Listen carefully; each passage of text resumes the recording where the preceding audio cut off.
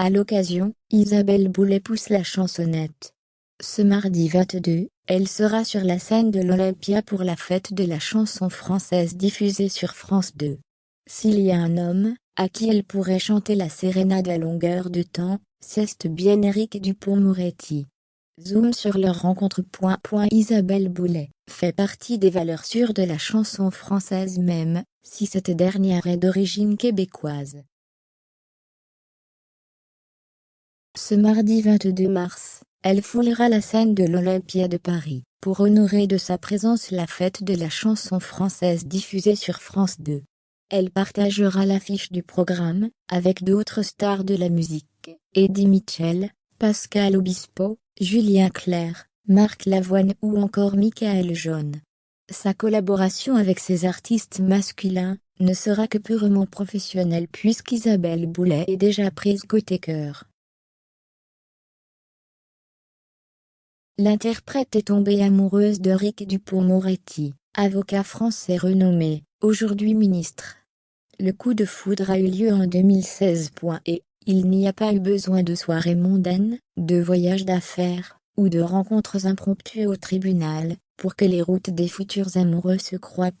C'est au cours d'un dîner privé, organisé par des amis communs qu'Isabelle Boulay et Éric Dupond-Moretti se sont parlé pour la première fois. Le duo ne s'est plus jamais quitté depuis, sauf cas exceptionnels, comme en période de pandémie mondiale, où chacun habitait à 5000 km l'un de l'autre. Isabelle retenue au Canada pendant le confinement, Éric Dupond-Moretti n'avait pas d'autre choix que de rester à Paris, pour assurer son travail. Des rumeurs sur une potentielle séparation ont alors circulé, avant que le garde des Sceaux ne les balaie d'un revers de main, dans une émission de Laurent Ruquier en 2020. Isabelle, je l'ai eue il y a 10 minutes. D'abord, elle vous salue chaleureusement.